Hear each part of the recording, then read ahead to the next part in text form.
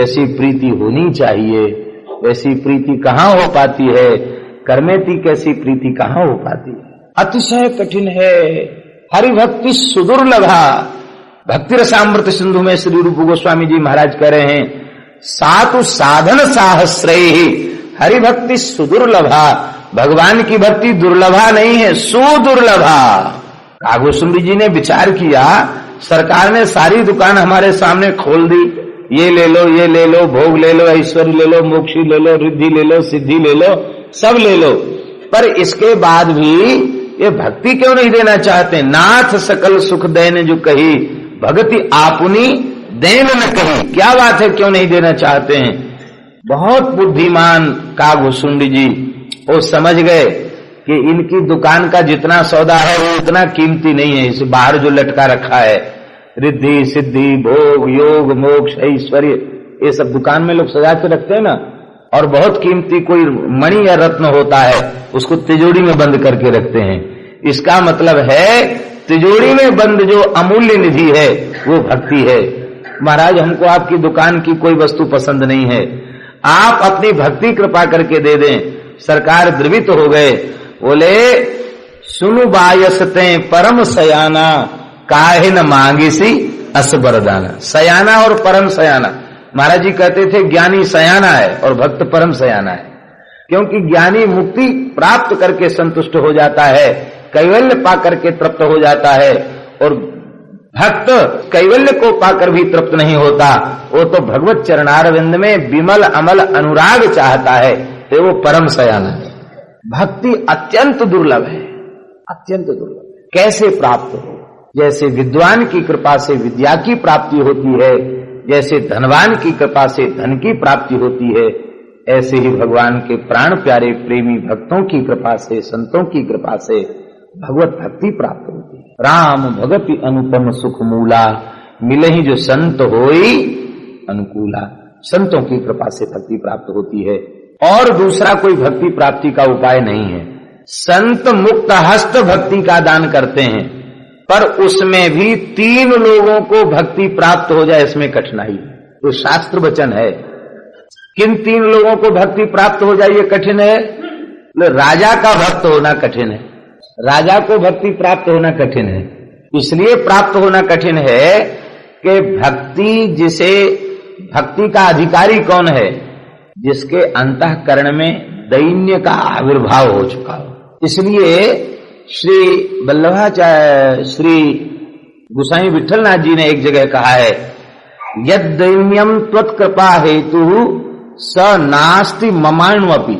एक जगह भगवान से प्रार्थना कर रहे हैं विठलनाथ जी महाराज गोसाई जी, कहते हैं हे प्रभु, अब मुझे पता चला है आपकी प्रेम लक्षणा रसरूपा भक्ति जो जिस आपकी कृपा करुणा से प्राप्त होती है, वो जो कृपा, जिस कृपा से रसरूपा प्रेम लक्षणा भक्ति प्राप्त होती है, उसका हेतु, उसका निमित्त, उसका कारण क्या है, उसका हेतु क्या है। कहते उसका एकमात्र हेतु है दैन्य। यद दैन्यम त्वत्कृपा हेतु स नास्ति ममाण्वपि, वह तो मुझ में अणुमात्र भी नहीं है। हमारे महाराज जी कहते थे हमारे भीतर दीनता है, ये दीनता नहीं है, ये अभिमान है। इसलिए मेरे भीतर अणुमात्र भी दीनता नहीं है, ये दीनता की पराकाष्ठा है।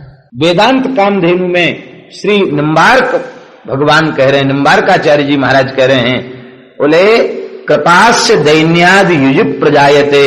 भगवान की कृपा जब जीव पर होती है और भगवान उसे अपने भक्ति का प्रेम का अधिकारी बनाना चाहते हैं, उसके अंतःकरण में दैन्य प्रकट कर देते हैं। पूज्य भाई जी के जीवन चरित्र में कैसा अपूर्व दैन्य, पद पद पर उनकी दैन्य है, उनका दैन्य। आध्यात्मिक जगत की सर्वोच्च उपलब्धियों को प्राप्त ही नहीं, सदा उन्हीं में डूबे रहने वाले श्री भाई जी, उनका दैन्य, अद्भुत दैन्य। साधु वेशमात्र का कैसा समादर महाराज, अद्भुत बात, संतों का दैन्य। और अभी जिन महापुरुष का हम लोग बहुत अधिक लाभ प्राप्त कर रहे थे, श्री किशोरी जी के अतिशय लाडले परम श्रद्धेय श्री भक्तमाली मामा जी महाराज, उनके दैन्य का तो हम सब ने अनुभव ही किया है। ऐसा अद्भुत दैन्य, भक्ति की पहचान ही दैन्य है। कथा कीर्तन के माध्यम से भक्ति महारानी जीव के अंतःकरण में प्रवेश करती है। ये बात हम पूज्य श्री प्रियाशरण बाबा का एक वाक्य हमने पढ़ा, वो बता रहे हैं। प्रियाशरण बाबा बोले जब कोई संत महापुरुष कथा कीर्तन करते हैं, वो कथा कीर्तन के माध्यम से भक्ति महारानी जीव के हृदय में प्रवेश करती है। जब भीतर प्रवेश करके वो देखती हैं कि हमारे लिए आसन बिछा है कि नहीं, तो आसन जब वे बिछा हुआ देखती हैं तब सुस्थिर हो जाती हैं, और आसन बिछा हुआ नहीं देखती हैं तो भीतर जाके भी बाहर चली जाती हैं, फिर उससे हृदय में रहती नहीं है। तो आसन क्या है? तो पूज्य श्री प्रियाशरण बाबा जी का अनुभव है। वो कहते कि दैन्य का सिंहासन है जिस पर भक्ति महारानी आरूढ़ होती है। तो साधक के अंतःकरण में प्रवेश करके देखती है इसमें दैन्य है कि नहीं। इसीलिए प्रणादपि सुनीचेना तरोरपि सहिष्णुना अमानिना मानदेन कीर्तनीय सदा हरि। आज तक जितने महापुरुष भये हैं सब में अपूर्व दैन्य श्री यामुनाचार्य जी महाराज, जो बद्ध सृष्टि के जीव नहीं है, आलवार हैं, जो श्री यामुनाचार्य जी महाराज रामानुज स्वामी जी के गुरुदेव श्री यामुनाचार्य जी महाराज, जिनको रामानुज संप्रदाय में भगवान वैकुंठनाथ के सिंहासन का अवतार बताया जाता है। इस भगवान के सिंहासन का ही अवतार, सिंहासनावतार। वे श्री यामुनाचार्य जी कहते हैं, हे प्रभो न धर्मनिष्ठोऽस्मि न चात्मवेदी न भक्तिमास्त्वच्चरणारविन्दे अकिंचनो नन्यगतिः शरण्यम् त्वत्पादमूलम् शरणम् प्रपद्ये। हे प्रभु मैं धर्मनिष्ठ नहीं हूं, ज्ञानी हो बोले न चात्मवेदी, मैं आत्म तत्व को जानने वाला भी नहीं हूं। भक्त हो बोले भक्ति तो आपके चरणों में अणुमात्र है ही नहीं। अरे बोले जब ज्ञान कर्म और भक्ति तीन ही तो जीव के कल्याण के साधन हैं, और तीनों से रहित हो तो तुम्हारा कल्याण कैसे होगा? बोले महाराज कल्याण होगा कि नहीं होगा या होना चाहिए इसकी भी चिंता नहीं। अरे बोले जब ज्ञान कर्म और भक्ति तीन ही तो जीव के कल्याण के साधन हैं, और तीनों से रहित हो तो तुम्हारा कल्याण कैसे होगा? बोले महाराज कल्याण होगा कि नहीं होगा या होना चाहिए इसकी भी चिंता नहीं। बस हम तो इतना ही जानते हैं कि अकिंचनः, आपको छोड़कर हमारे पास अपना कहलाने के लिए कुछ भी नहीं है, और अनन्य गति ही, आपको छोड़कर हमारी कोई दूसरी गति नहीं है। और बस इतना ही सा हम इतनी ही बात जानते हैं, आप ही एकमात्र मेरे हो और आपको छोड़कर हमारी कोई दूसरी गति नहीं है। बस इसी भाव से हम आपकी शरण में हैं। पापो हम पाप कर्मा हम पापात्मा पाप संभव त्राहिमाम पुंडरीकाक्ष सर्व पाप हरो हरि न निंदितं कर्म तदस्ति लोके। यामुनाचार्य जी कह रहे हैं न निंदितं कर्म तदस्ति लोके सहस्रशो यन्न मया व्यधायि सोऽहं पाकावसरे मुकुंद क्रंधामि संप्रेत्य गतिस्तवाग्रे।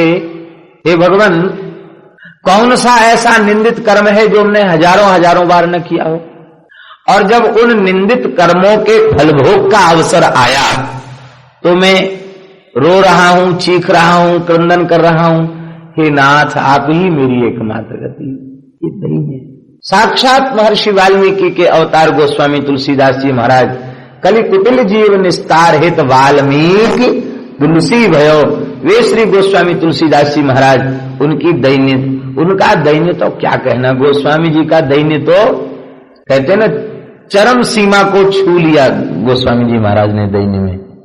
बंचक भगत कहाय राम के किंकर कंचन को काम के तिन महु प्रथम रेख जग मोरी। इनमें सबसे पहला नाम हमारा है। तिन महु प्रथम रेख जग मोरी, दींग धर्म ध्वज दंडक भोरी। जो अपने अब गुण सब कही हूँ, बाढ़े कथा पार नहीं लही हूँ। ताते में अति अलप बखाने, थोड़े में समुझिए ही सयाने। सूरदास जी महाराज साक्षात उद्धव जी के अवतार हैं और सूरदास जी का दैन्य तो क्या कहना। वल्लभाचार्य जी महाराज से, श्रीमद वल्लभाचार्य महाप्रभु जी से जब सूरदास जी का प्रथम मिलन हुआ, बोले कुछ सुनाओ। मौसम कौन कुटिल खल कामी, जही तन दियो लाई बिसरायो, ऐसो नमक हरामी। मौसम कौन कुटिल खल कामी। और सुनाओ। बोले हो हरि सब पति तन को नायक। ऐसे ही 10-5 पद सुना दिए दैन्य दैन्य के। वल्लभाचार्य महाप्रभु जी बोले साक्षात उद्धव जी के अवतार होकर ऐसे घिंघियाते कब तक रहोगे? अरे कुछ ठाकुर की लीला सुनाओ, वो तो हम सब जानते हैं। आप दैन्य की चरम सीमा को प्राप्त कर चुके हैं, आपकी भूमिका तैयार हो चुकी है, आप श्रेष्ठ भक्त हैं, अब भगवान की लीला सुनावें।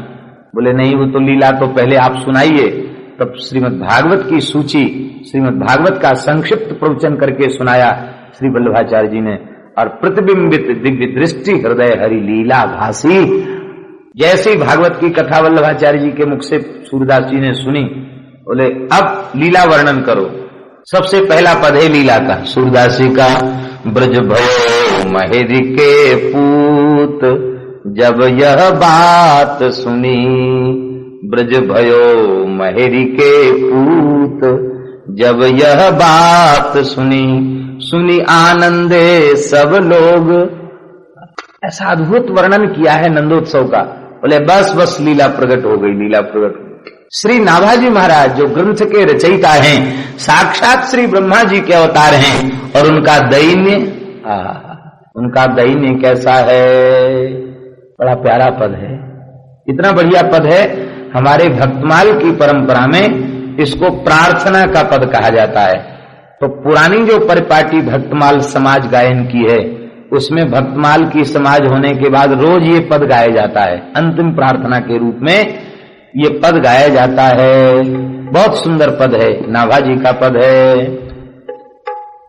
श्री नाभाजी महाराज कह रहे हैं, हे प्रभु बात नहीं हो पतित पावन, बात नहीं हो पतित पावन, बात नहीं हो पतित पावन, बात नहीं हो पतित पावन। आप बातों बातों में पतित पावन बन गए हैं।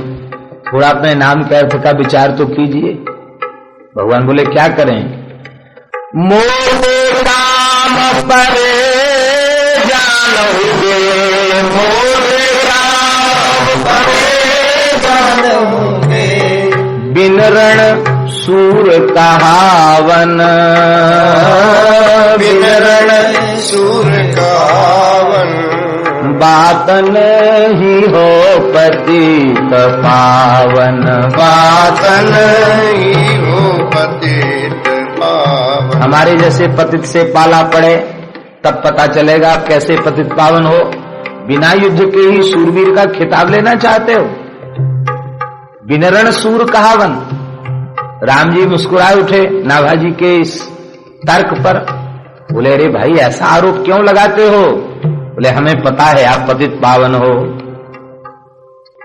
कोई टाक द्वे टाक को सेरा, बड़ी बड़ाई से को टाक द्वे टाक को सेरा, बड़ी बड़ाई से हो पूर्ण पतिताई सो,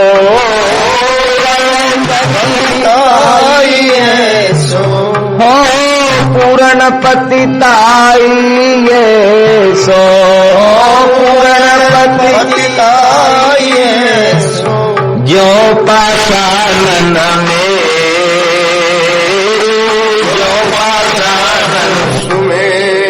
बातन ही हो पतित पावन, बातन ही हो पतित पावन।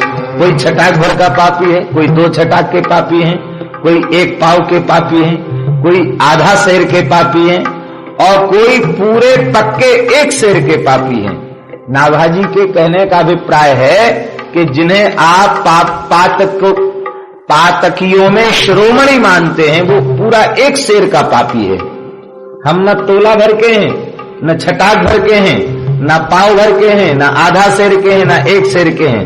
हम जानते हो कितने बड़े पापी हैं। ज्यों पाषाणन मेरु, सुमेरु के समान वजनदार पापी हैं हम, सुमेरु पर्वत के समान पापी हैं। भगवान बोले वाह, आप तो चरम सीमा ही पार कर गए। सुमेरु सबसे बड़ा पर्वत है, इसका मतलब धरती पर सबसे वजनदार पातकी आप ही हैं। बोले हाँ महाराज। भगवान बोले हम तो फिर भी पत्तों को पार उतारने का हमने ठेका ले रखा है। तो श्री ठाकुर जी कह रहे हैं, श्री नाभाजी कह रहे हैं, सतयुग त्रेता द्वापर के पतितन को गतिया,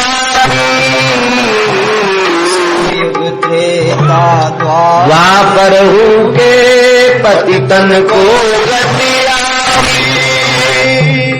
उन्हें हमें बहुत अंतर है, हमें बहुत अंतर है, उन्हें हमें बहुत अंतर है, उन्हें हमें बहुत अंतर है। हम कल युग के पापी, हम कल युग के पापी, पातन ही हो पतित पावन, बातन ही हो पतित पावन। आप सतयुग में पतित पावन थे, त्रेता में थे, द्वापर में भी थे, पर लगता है अब कलयुग है, उन्हें हमें बहुत अंतर है, हम कलयुग के पापी। भगवान बोले कलयुग के पापियों को भी तो हमने पार उतारा है। तो नाभाजी कहते हैं, हे प्रभु हो दिन मणि खद्योत आन खल अविद्या को उजागर,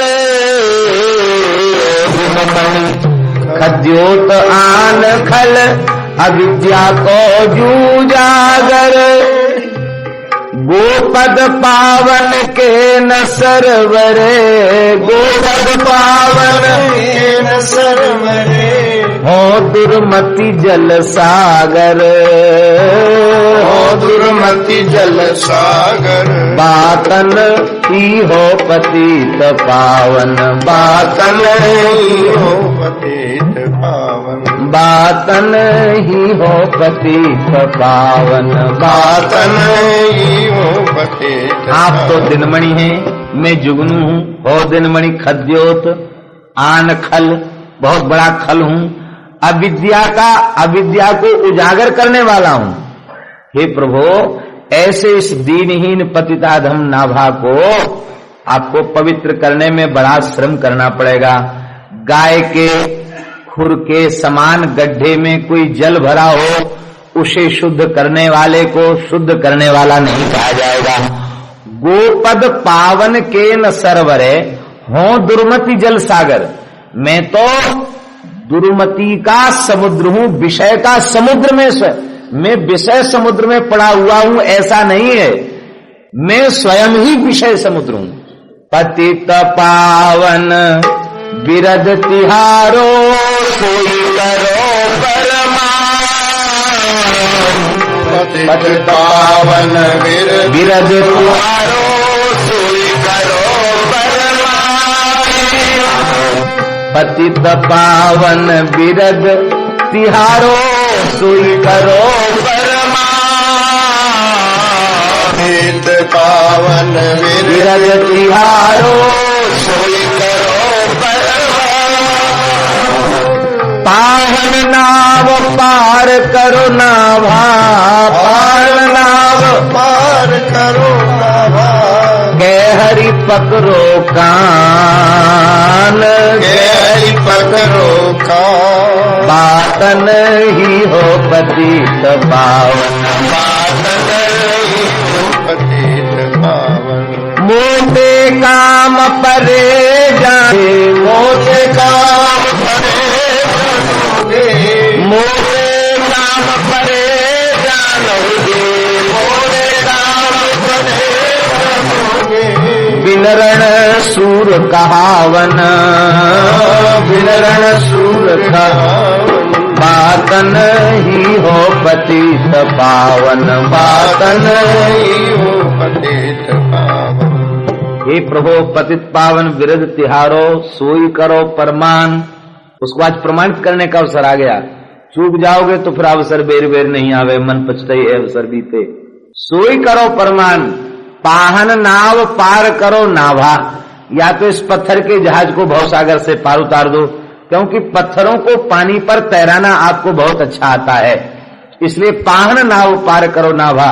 और कह हरि पकड़ो कान, हमारे कान मत पकड़ो, अपने कान पकड़ के बोल दो संतों के बीच में उपस्थित होके, हम सतयुग में पतित पावन थे, त्रेता में थे, द्वापर में भी थे, कलयुग में भी कुछ लोगों के लिए थे, पर क्या करें, नाभा जैसे पतित को पार उतारने की हमारी सामर्थ्य नहीं। हमने गुरुजनों से सुना है, नाभा जी की इस भक्तमाल ग्रंथ की रचना के बाद अंतिम प्रार्थना के पद को सुनकर भगवान इतने द्रवित हो गए। भगवान ने कहा, नाभा जी आप इतने क्यों गिंगिया रहे हैं, रो रहे हैं? आपके नाम को लेने वाले जीव भवसागर से पार उतर जाएंगे, आपकी वाणी का आश्रय लेने वाले लोग पतित से पतित जीव पवित्र हो जाएंगे। आप क्यों इतने दुखित हो रहे हैं? दैन्य महापुरुषों का अपूर्व दैन्य, महात्माओं का दैन्य कैसा होता है, एक उसकी छोटी सी झलक हमने कुछ दिन पूर्व, हमारे महाराज जी के भगवत धाम गमन के कुछ महीनों पूर्व की बात है, संभवतः कार्तिक मास की बात। और इसके बाद तो ज्येष्ठ शुक्ल पंचमी को तो महाराज जी का प्रयाण हो गया। तो मन में विशेष हमारी अभिलाषा हुई कि महाराज जी से एकांत में बैठकर उनके जीवन के कुछ महत्वपूर्ण प्रसंग पूछे जाएं। तो अपने संध्या वंदन करके हम जल्दी महाराज जी के चरणों में पहुंच गए। तो हमने बहुत कुछ बात पूछी, महाराज जी कोई कुछ सन संबत आप बताइए, ये आवाज तेज करना हमारी जिम्मेवारी है कि माइक वाले की?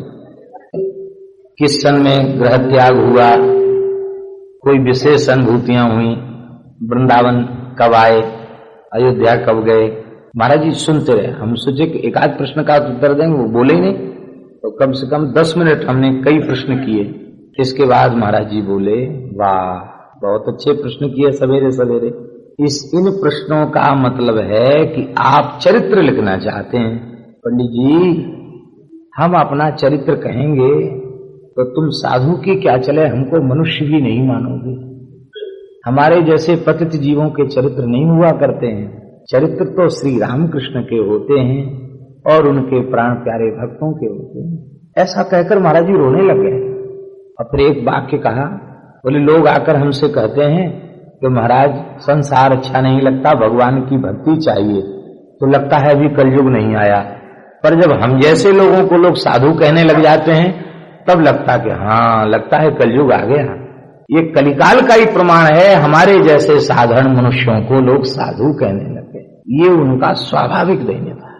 एक वाक्य और कहते थे, बोले चरित्र भगवान को छोड़ करके जीव के असली चरित्र को कोई नहीं जानता है।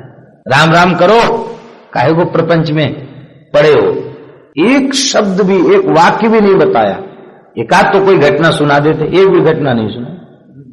महापुरुषों का अद्भुत दैन्य होता है। आज के लेखन की स्थिति ये है, एक पौराणिक लेखन भी है, वहां अच्छा बुरा कुछ भी छिपाया नहीं जाता, सब कुछ यथार्थ रूप में कह दिया जाता। और आज हम कुछ लिखने बैठते हैं तो जो प्रकाशित करने योग्य अंश है उसको प्रकाशित करते हैं, बाकी कुछ ऐसे अंश होते हैं उनको अन्यथा कर देते हैं या उनको इधर उधर कर देते हैं या उनको छोड़ ही देते हैं। पर यादाश्त जी की जो शैली है लिखने की, उसमें किसी बात को पीपा जी की छुपाया नहीं। अब जो अति भक्ति के कई चरित्र हैं, विषयी कुटिल चार कुटिल आ गए विषयी, सीता सहचरी जी हमको दे दीजिए, ये चरित्र में लिखने की क्या जरूरत थी? और भी तमाम ऐसी चीजें, लेकिन चरित्र के सभी अंशों को यथार्थ रूप में प्रकाशित कर रहे हैं। जहां ब्रह्मा जी की बड़ी भारी महिमा लिखी है, इंद्र की बड़ी भारी महिमा लिखी है, वहां ब्रह्मा जी कैसे कैसे माया में मोहित हुए ये भी लिखा है।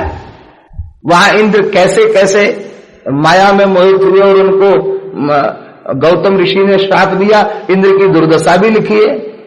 चरित्र उसी को कहते हैं जो पूरे पक्ष को खोल करके धर दे। महाराज जी कहते थे हम नाभागी नहीं हैं, हम तुलसीदास जी भी नहीं है, हम व्यास और वाल्मीकि भी नहीं है जो हम जो कुछ कहें सो सही हो। इसलिए राम जी जो संतों ने गाया है उसी को गाओ। हमारे जैसे साधारण मनुष्यों के चरित्र नहीं हुआ करते।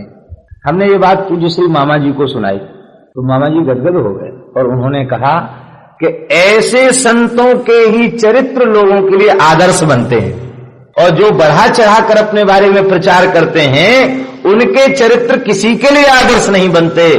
बोले पूज्य बाबा महाराज का चरित्र ऐसा है कि यदि उसको ठीक से लिखा जाए, सही सही अतिरंजित करके कुछ जो स्वाभाविक सहज बात है उसको लिखा जाए तो न जाने कितने साधकों को प्रेरणा प्राप्त हुई।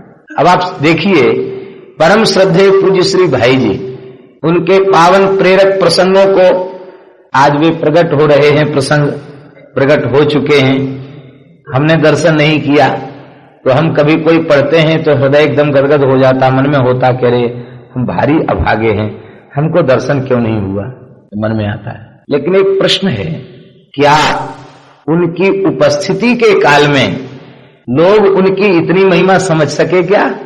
अरे बोले जैसे हमारे घर का कोई सदस्य होता, शादी ब्याह में आ गए, घर की पंचायत में आ गए, किसी कोई बीमार है उसे देखने चले गए, कभी किसी को स्टेशन पर छोड़ने भी चले गए, एक आध प्रसंग ऐसे हैं कि रिसीव करने भी चले गए। तो जैसे कोई साधारण लोगों के चरित्र दिखाई पड़ते हैं ऐसे चरित्र महापुरुष। इसीलिए उद्धव जी का एक वाक्य बहुत ही महत्वपूर्ण वाक्य है। उद्धव जी महाराज कहते हैं यदवो नितराम अपि ये संबसंतो न विदुर हरिमीना इवोडुपम। उद्धव जी कहते हैं संसार भारी अभागा है, यदुवंशी और नितांत अभागे हैं, क्योंकि श्री कृष्ण के साथ रहकर वे भी श्री कृष्ण को नहीं पहचान सके। कैसे? बोले जैसे उडुपम मीनाह इव, जैसे चंद्रमा को मछलियां नहीं पहचान सकी। हजारों वर्ष चंद्रमा समुद्र में रहा, चंद्रमा में अमृत है तो चाट लेती मछलियां, अमर हो जाती, पर वो चंद्रमा को अपने जैसा चमकता हुआ जल का प्राणी ही समझ बैठी। ऐसे ही संत और भगवंत